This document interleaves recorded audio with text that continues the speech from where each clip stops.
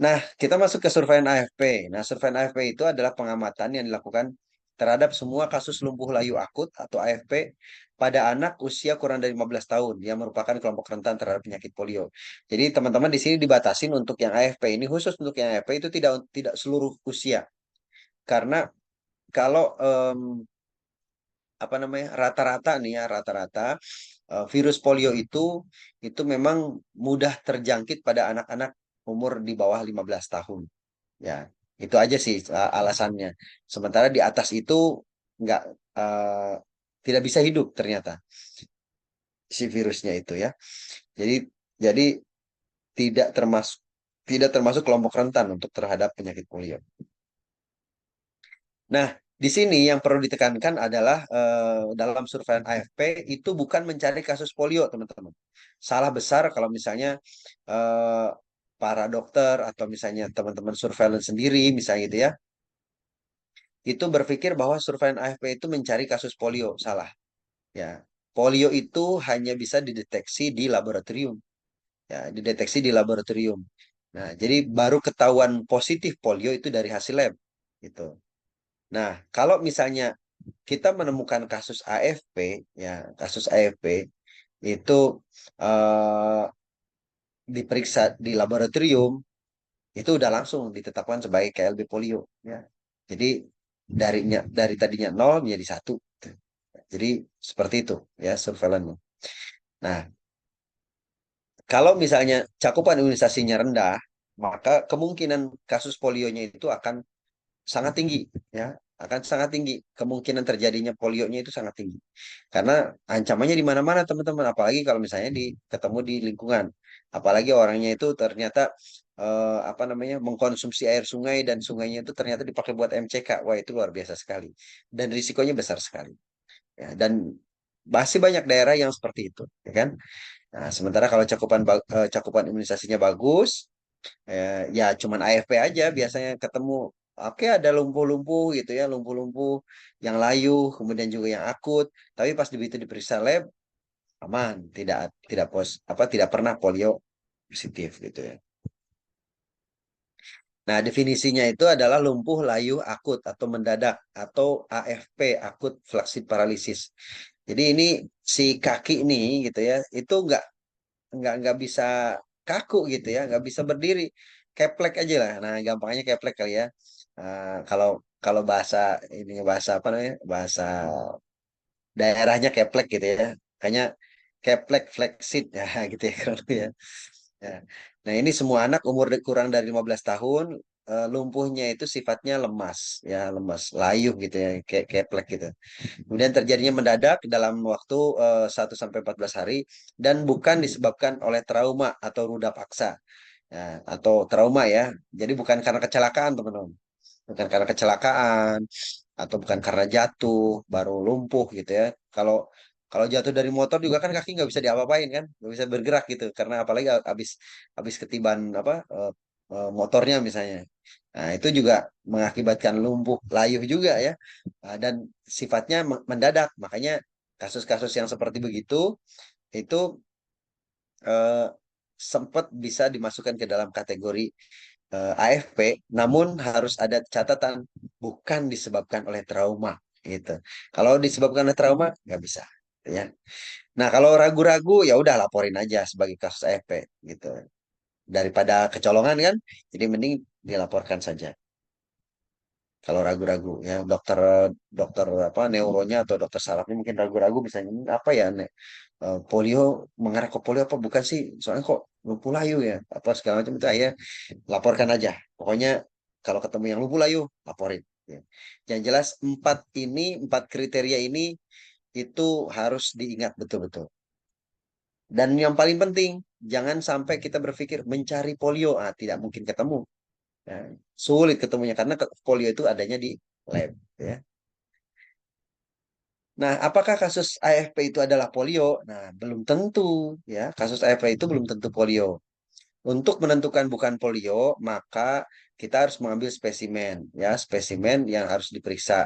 Nah, periksanya apa? Yaitu tinja ya, tinja. Eh, Bagaimana caranya? Ya, supaya spesimen adekuat itu dikasih dikasih apa namanya? Indikator, dia dikasih syarat ya. Dikasih syarat yaitu pertama diambil 2 kali dengan jarak tinja pertama dan tinja kedua itu jaraknya 24 jam.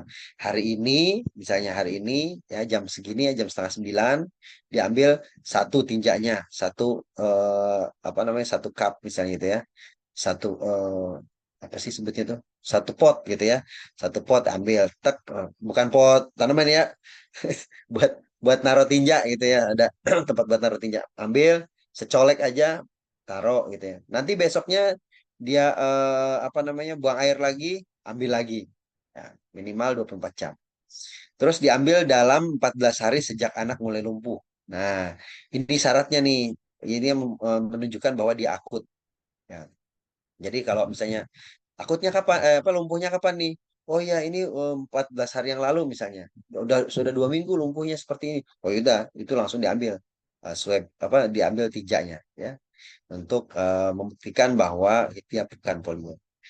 Nah, kenapa harus segera ditindaklanjuti dengan pengambilan spesimen tinja? Nah, jadi ini apa namanya dari hasil penelitian itu virus polio itu kemungkinan besar ditemukan di tinja itu dalam 14 hari pertama setelah mulai lumpuh gitu.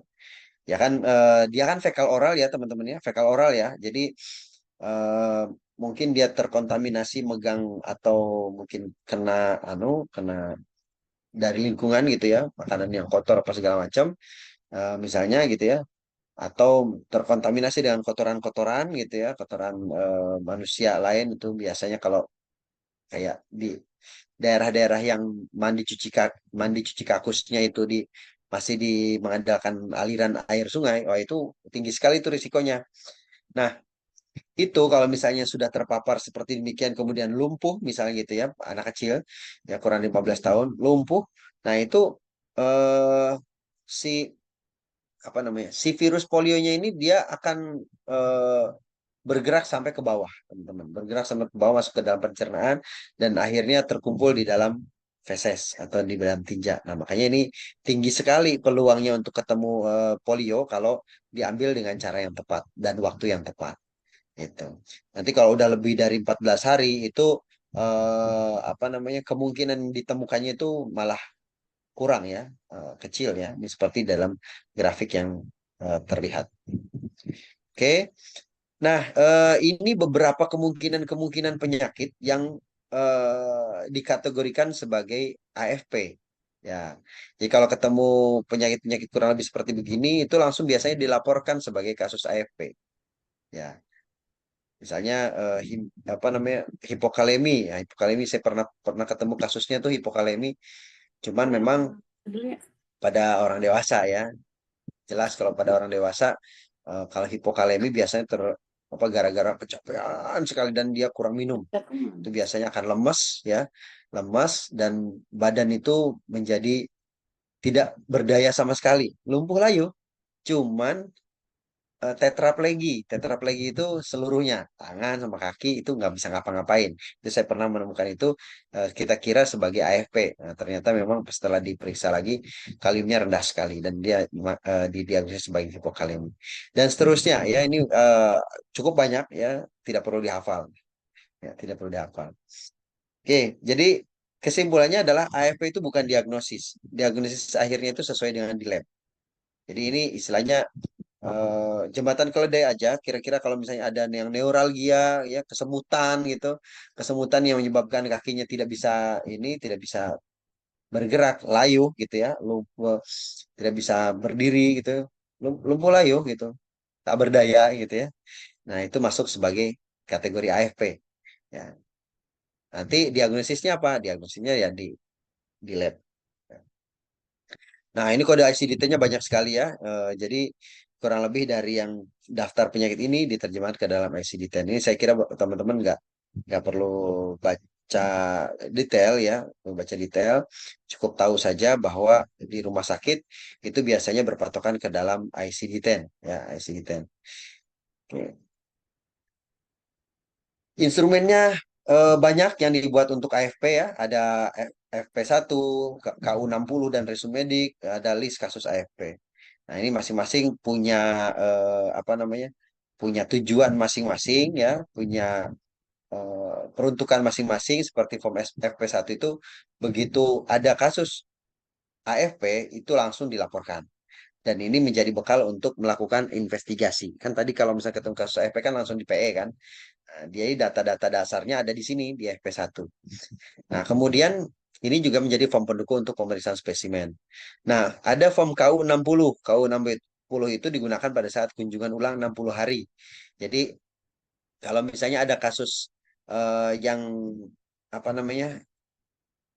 Ada kasus yang sudah diambil spesimen tadi dianggap spesimennya tidak adekuat atau yang tidak sempat diambil spesimen. Jadi teman-teman kalau udah ketemu orang yang lumpuh layu akut, kapan ininya sakitnya? Oh, ini udah sebulan yang lalu, itu udah nggak adekuat untuk diambil spesimen. Eh, tapi cukup dipantau, eh, dikunjungi setelah 60 hari ya, setelah 60 hari dari onset atau dari tanggal pertama dia mengaku sakit gitu ya, mengaku lumpuh gitu. Nah, 60 hari kemudian itu langsung dikunjungi dan dilihat apakah masih ada kelumpuhan atau tidak atau sudah sembuh gitu ya. Nah, seperti itu. Kemudian ada line listing atau list kasus. Nah, ini untuk rekap kasus yang sudah ditemukan.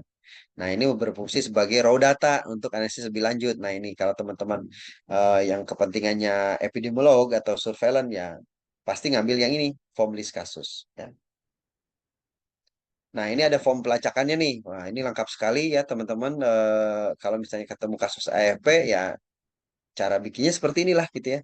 Ini laporan FP1 ya, laporan FP1. Ini ada ada di apa namanya aplikasinya ya, dia sudah menyiapkan aplikasinya, jadi tinggal ngisi-ngisi saja. Nah, ini ada nomor EPID ya kan? Nomor EPID, kemudian juga ada tanggal laporan diterima ya. Ini juga harus diisi semua teman-teman. Nah, ini umur, tahun, bulan ini penting. Jangan sampai pas begitu dibaca, lah umurnya 30 tahun. Nggak bisa gitu ya. Nggak bisa. Kemudian kapan mulai sakitnya, ini harus dibandingkan dengan tanggal mulai lumpuh. Jaraknya berapa lama nih. Contoh contoh seperti ini, mulai sakitnya, demamnya misalnya, ada demam itu tanggal 26. Udah mulai lumpuh tanggal 2. Nah, ini akut teman-teman. Ya, akut ya. Kalau misalnya di sini apa namanya? Kasusnya itu diketahui pada tanggal 15 misalnya. Sorry, pada tanggal 7 misalnya ini ya di sini ya. Pada tanggal 7 misalnya. Tuh. Ini berarti masih akut banget nih, belum ada dua minggu gitu ya. Ini contohnya seperti itu. Oke, nah ini ada juga panduan kalau misalnya ternyata kelumpuhan disebabkan roda paksa, nya dijawab iya, maka stop pelacakan dan seterusnya.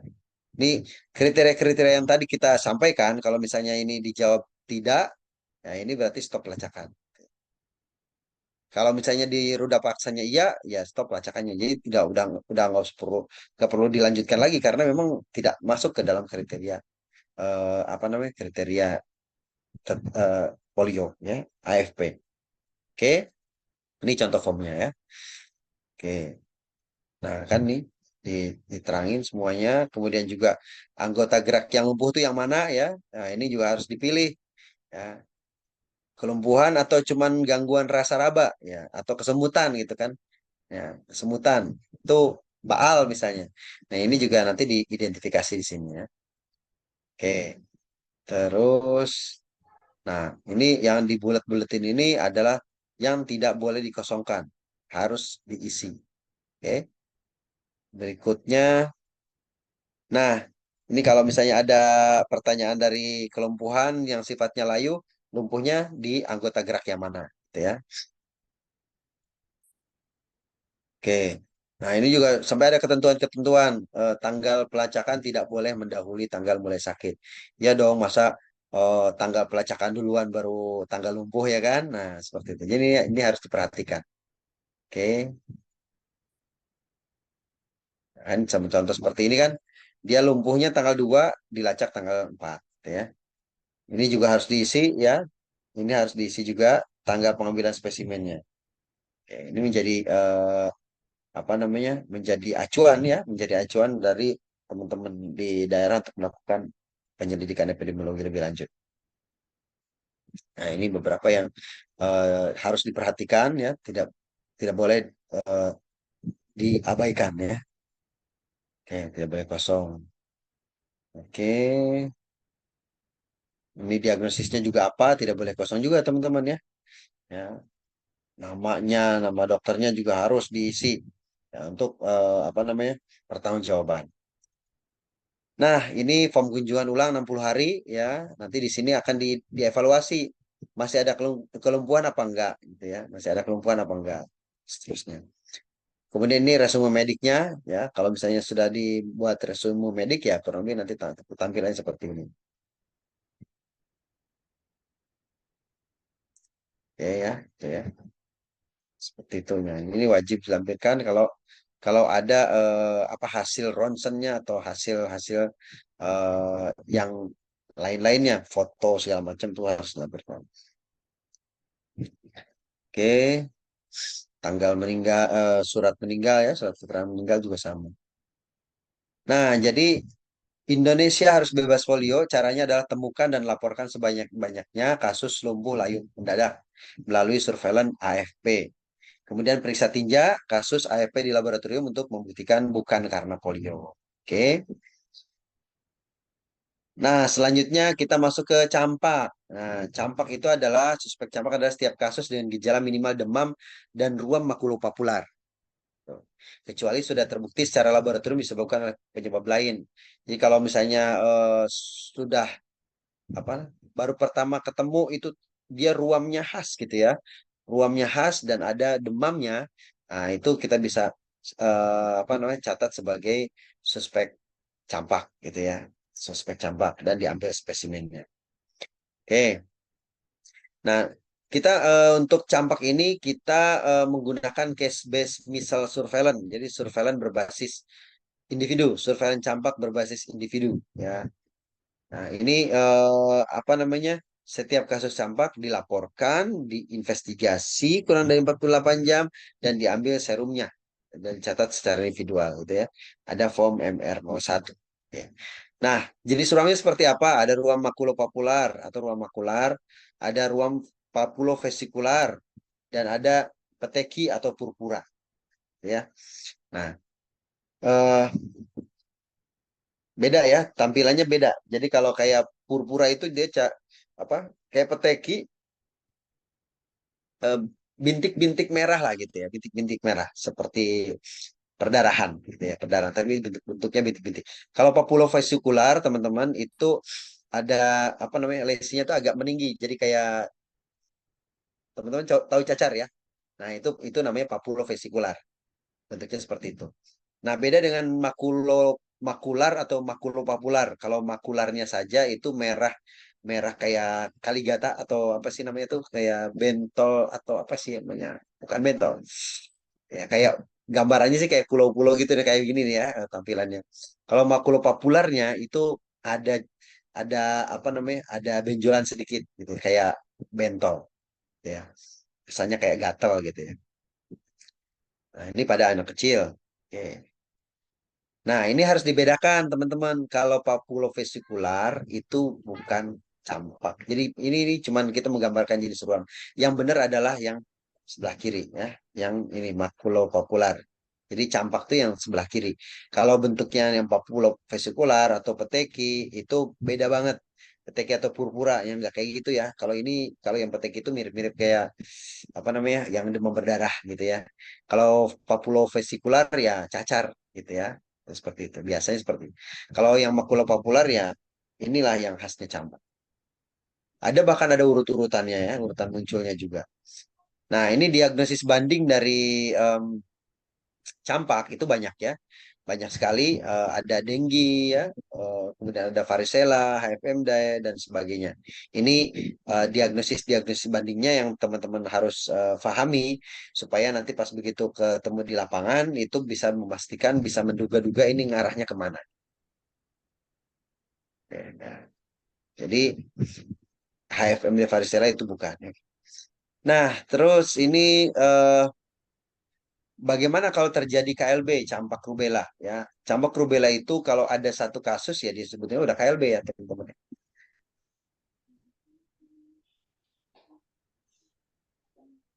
Nah, kalau misalnya ada kalau tadi KLB campak rubella, jadi kasusnya sudah positif campak itu sudah KLB. Tapi kalau baru suspek itu hitungannya 5, 5 atau lebih.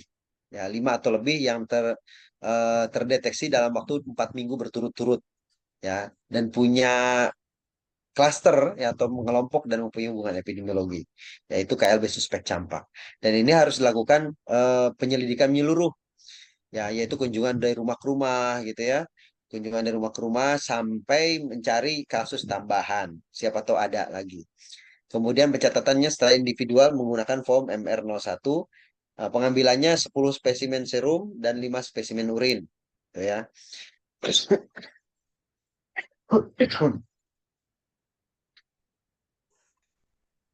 Tuh ya.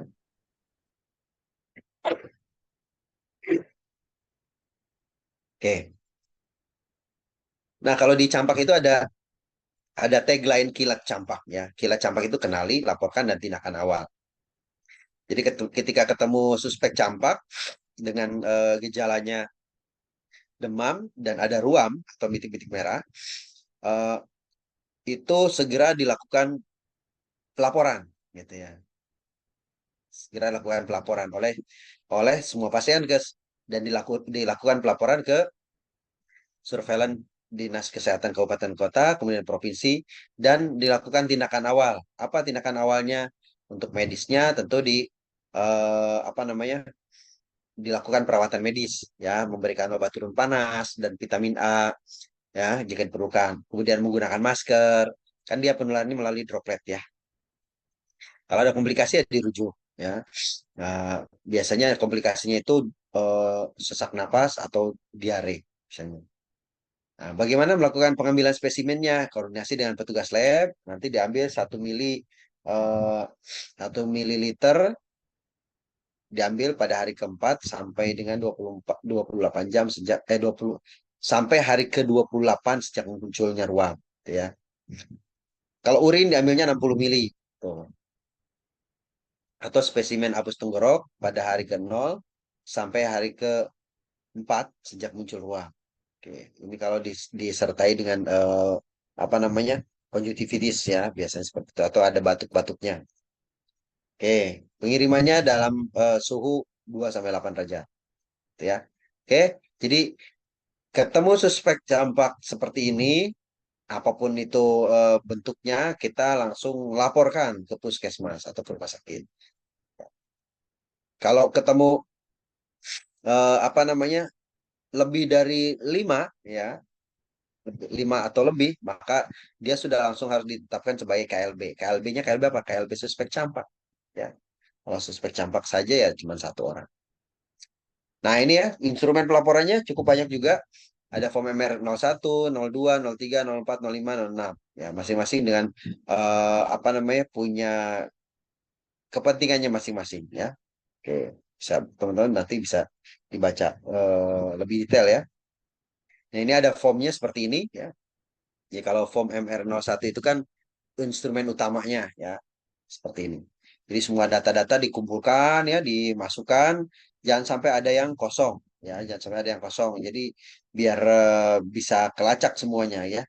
Terutama yang tidak boleh kosong itu adalah data-data diri. Ya, ini seperti ini nomor EPID ya, kemudian tanggal terima laporannya, umur ya, kemudian tanggal mulai demamnya ya. Nah, ini ya. Riwayat vaksinasi penting nih kan. Nah, ini seperti apa riwayat vaksinasinya?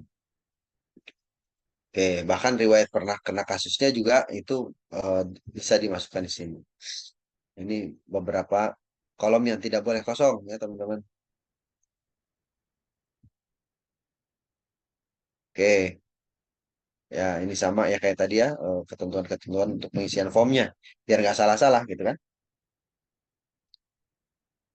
Nah ini petugas pelaksananya jangan lupa dicantumkan nomor kontaknya ya supaya kita bisa melakukan tracing lagi. Oke. Oke. Nah, ini ada MR2 ya, MR02 itu untuk raw datanya ya, raw datanya. Nah, ini tugasnya petugas surveillance memeriksa kualitas data ya, ini dicek tabel analisisnya, ada yang salah atau enggak ya, diverifikasi, kemudian di cleaning, di editing dan sebagainya. Harus ada yang diverifikasi kalau misalnya memang ada yang salah, mulai dari nomor IP, dia kan tanggal notifikasi dan investigasi dan seterusnya. Dan ini penting untuk mengupdate hasil lab gitu.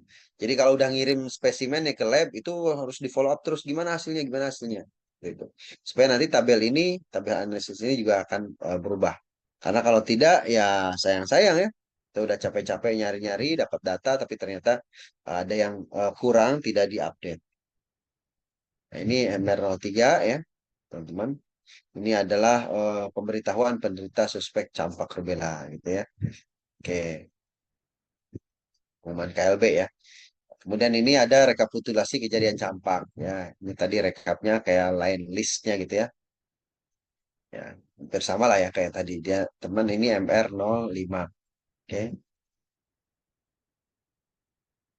Nah, definisi KLB-nya yaitu apabila ditemukan 5 atau lebih suspek campak dalam waktu 4 minggu berturut-turut dan ada hubungan epidemiologi. Ingat, ada hubungan epidemiologi. Artinya teman-teman mungkin paham hubungan epidemiologi itu apa namanya? Ketika ditanya dia eh, serumah misalnya ya, dia serumah dan ada riwayat pernah kontak. Nah, itu namanya hubungan epidemiologi. Ya. Jadi nanti ada KLB suspek campak, KLB campak pasti, ya KLB campak pasti itu kalau sudah dilakukan pemeriksaan menggunakan IgM itu ternyata dua spesimennya positif. Kalau rubella pasti berarti yang positif ada IgM rubellanya. Nah kalau yang KLB mix berarti ya campuran lah ya, campuran dua positif, satu positif campak, satu positif rubella. KLB dinyatakan berhenti apabila tidak ditemukan kasus baru dalam waktu 2 kali masa inkubasi atau rata-rata 1 bulan setelah kasus terakhir ya. Oke, seperti itu. Ini udah jelas sih. Nah, surveillance-nya bagaimana? Surveillance-nya adalah kita melakukan pengamatan terus-menerus secara sistematis ya. Dan ini bukan penelitian karena dilakukan terus ya, tidak tidak boleh ada berhentinya. Nah, sasarannya adalah anak usia kurang dari 12 bulan yang menderita salah satu kelainan di grup A ya, apa namanya? Kelainan-kelainan bawaan ya, jantung, tuli, katarak, glaukoma, pindasopati, pigmentari retinopati ya. Ya, kemudian lakukan penyelidikan pemeriksaan lebih lanjut ya. Nah, ini harus konsul juga ke unit anak ya, THT mata ya, barangkali ada apa namanya kelainan-kelainan pada matanya. Dan ini harus lakukan pengambilan serum dan dikirim ke laboratorium rujukan nasional ya. Nah, ini terkait dengan apa campak rubella sindrom ini ada definisi kasusnya yang sudah dibuat kurang lebih seperti ini ya. Nanti ada yang suspek CRS itu apa, kemudian CRS klinis itu apa, kemudian CRS pasti, dan bukan CRS atau discarded. Nah, ya, ini tentu teman-teman perlu paham saja. Jadi memang membuat definisi kasus itu tricky ya. Masing-masing kasus yang mau dicari itu pasti akan berbeda-beda cara membunyikannya. Bahkan ini terpisah pada kelompok A, kelompok B. Bergantung dengan memang kriteria atau kategori penyakitnya. Nah, ini menjadikan contoh saja bahwa memang membuat definisi kasus saja berbeda-beda. Nah, jadi teman-teman yang nanti akan turun ke lapangan untuk menjadi seorang epidemiolog atau ahli surveillance ya, itu perlu mengetahui hal-hal yang seperti begini, bagaimana cara melakukan penentuan definisi kasus. Sekarang ke difteri. Nah, ini difteri itu adalah suspeknya itu adalah seseorang dengan gejala faringitis, tonsilitis ya, laringitis, trakeitis atau kombinasinya. Nah, demam atau tanpa demam. Nah, yang khas adalah eh, adanya pseudomembran putih keabu-abuan yang sulit dilepas, mudah berdarah apabila dilepas atau lakukan manipulasi. Nah, ini teman-teman bisa dilihat contohnya di sini ya, ada pseudomembran di belakang. ya di belakang mulut ya. Oke, ini untuk kalau ketemu seperti begini dari rekomendasi Komite Ahli Difteri itu harus langsung diberikan ADS atau anti difteri serum. Ini tata laksananya ya. Saya kira ini saya tidak perlu menjelaskan lebih detail tata laksana seperti apa. Tapi yang jelas dalam kegiatan surveillance ya kegiatan surveillance itu ada solusinya, ya, ada solusinya. Jadi apa namanya surveillance kesehatan masyarakat itu selain kita mengumpulkan data dan sebagainya, tapi ada solusinya dulu untuk si satu kasus. Kasus ini mau diapain sih gitu? Mau diapain sih? Perawatannya seperti apa caranya? Ya, ini namanya tata laksana. Kalau kontak erat bagaimana tata laksananya ya? Kurang lebih tata laksananya kalau kontak erat itu harus dilakukan kemoprofilaksis atau memberikan kekebalan difteri dan imunisasi kepada semua kotak. Ini biasanya dilakukan ORI ya, outbreak response immunization. Ya.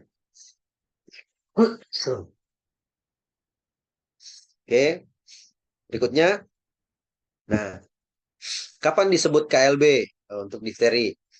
Jika ditemukan satu suspek difteri atau konfirmasi laboratorium kultur positif. Atau ditemukan satu suspek difteri yang mempunyai hubungan epidemiologi dengan kasus kultur positif gitu ya. Ini kalau sudah apa namanya ditemukan difteri KLB. Oke, jadi menentukan batasan definisi operasional, kemudian yang mau menetapkan KLB itu siapa dan pencabutannya itu kapan, ini dijelaskan dengan detail di pedoman ini gitu ya. Nah, berikutnya tetanus. Nah, tetanus neonatorum. Nah, ini tetanus neonatorum ini kalau yang tadi flaksi itu keplek ya lemas, kalau ini kaku. Nah, ini kaku. Teman-teman lihat yang gambar yang ini kan ya. Nah, ini sebetulnya apa namanya? Ini kaku banget, teman-teman. Ini kaku banget. Ini sampai dipegang di sini sama di sini, ini nggak melengkung ke bawah. Ini tetap keras kayak batu. Ini kalau udah kena tetanus seperti ini kira-kira. Jadi dia apa namanya mendelik ke atas ya, kepalanya mendelik ke atas, terus tangannya kurang lebih seperti ini. Ini bayi. Pada dewasa juga ada seperti begitu ya, tetanus. Kalau udah kena tetanus, kaku juga. Terus ini cara mendiagnosisnya. Kapan sih seorang anak itu bisa dikategorikan sebagai eh, apa namanya? Dikategorikan sebagai tetanus neonatal. Ini contohnya lah. Ya. Gejala-gejalanya kurang lebih seperti ini. Oke, kemudian penemuan kasus di masyarakatnya seperti ini. Nah, ini teman-teman bisa mempelajari surveillance tetanus neonatal, sasarannya siapa, kemudian juga apa, lokasinya mau di mana diambilnya, kemudian tindakannya seperti apa. Nah, ini udah jelas banget ya, jelas banget. Oh, ada kalau yang tadi di masyarakat, puskesmas, kemudian rumah sakit, klinik swasta ya kan. Oke, nah, kurang lebih seperti itulah ya. Di empat pasien ke situ juga lebih dari cukup sebetulnya teman-teman. Kalau misalnya apa namanya pasien yang ditunjuk itu memang bisa bisa mendeteksi gitu ya, karena memang sudah terlatih. Dan untuk kasus-kasus seperti ini ya, yang potensial KIB pasti ada kegiatan mencari kasus tambahan. Ya, mencari kasus tambahan itu ya bisa pasif, bisa aktif juga, bisa keliling, nyari-nyari. Ternyata ditemukan jalan apa di pinggiran jalan ketemu ada orang yang eh, apa namanya?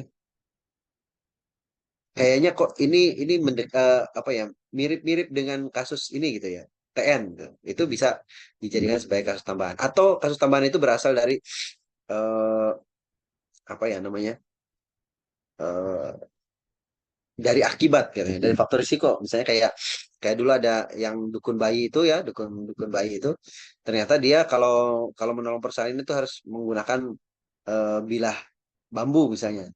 Dan itu kejadiannya itu dalam waktu yang periodenya yang kurang lebih sama, dia menolong persalinan banyak orang. Nah, itu bisa juga. Ternyata pertama ketemu kasusnya di ini indeksisnya, kemudian ternyata yang kedua di yang di tempat yang berbeda lagi, tapi ternyata ada hubungan epidemiologinya itu bukan karena penularan, tapi karena diperlakukan yang sama gitu. Itu juga bisa, itu kasus tambahan. Ya, gitu ya kira-kira. Oke. Ya, biasanya untuk meyakinkan itu akan dilakukan rapid community assessment. Jadi diwawancara lah gitu ya. Dapat status informasi yang ini ya. Oke, nah ini formulirnya teman-teman. Ya, formulirnya eh, cukup panjang sebetulnya. Ya, tuh cukup panjang untuk bisa memenuhi eh, apa namanya informasi terkait dengan suspek tetanus neonatorium. Ingat target dari tetanus neonatorium itu adalah eliminasi dan saat ini kita sudah dalam posisi sudah eliminasi dan sedang mempertahankan. Jadi kalau misalnya ada kasus apa namanya ada kasus ini ya tentu harus ditindaklanjuti dengan sebaik-baiknya ya supaya status eliminasinya itu bisa dipertahankan. Oke. Nah berikutnya sekarang ke surveillance pertussis teman-teman. Nah kalau pertussis itu adalah orang dengan batuk yang berlangsung minimal 2 minggu. Nah, dengan minimal satu tanda berikut. Ada batuk paroksismus. Batuk paroksismus ini khas bagi pertusis. Ya. Dan biasanya dia ada kayak eh, apa namanya? Kalau udah batuk tuh apa ya istilahnya? Kayak nggak berhenti berhenti gitu loh teman-teman. Nah, nggak berhenti berhenti gitu. Sampai si dada itu ketarik sampai ke agak dalam gitu. Nah, itu pertusis. Nah, kalau tadi yang saya batuk tadi sih bukan ya, karena tidak terus-menerus juga masih bisa ngomong nih ya. Terus biasanya ada tahapan muntah setelah batuk, ada muntah setelah batuk. Atau tiba-tiba muntah aja, nggak ada alasan yang jelas. Yang kadang-kadang sempat didahului dengan batuk atau tidak gitu ya. Gitu. Atau nah kalau pada bayi ya kurang dari 1 tahun biasanya ada kasus berhenti nafas. Wah, jadi si kasus ini udah lahir ya, nangis sebentar habis itu dia tiba-tiba diam. Nah, itu udah bisa dikategorikan sebagai tanda-tanda pertusis.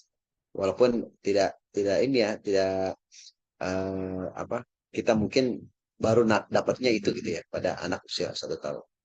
Kemudian dokter menduga pertusis pada pasien dengan batuk tanpa batasan durasi. Ya, ini pengambilan spesimennya ya tentu diambil sampel berupa apus nasofaring. Oke, nah kalau orang sudah pernah mendapat imunisasi pertusis atau sudah pernah terinfeksi pertusis sebelumnya, biasanya gejala-gejala klasik yang di atas itu biasanya tidak akan muncul, gitu, sehingga tidak memenuhi kriteria suspek di atas. Artinya apa? Dengan imunisasi pertusis, maka infeksi pertusis itu sendiri secara tidak langsung sudah sangat-sangat eh, apa namanya bisa dicegah, gitu. Sehingga misalnya apa namanya? Tidak memenuhi 1, 2, 3, 4 ini ABCD ini ya udah selesai. Oke. Bukan pertusis gitu ya. Nah ini formulirnya seperti ini. Lebih singkat daripada yang tetas neonatorium tadi. Lebih singkat. Yang penting ada riwayat vaksinasinya gitu ya. Nah ini kalau dinyatakan sebagai KLB, definisi operasinya seperti ini.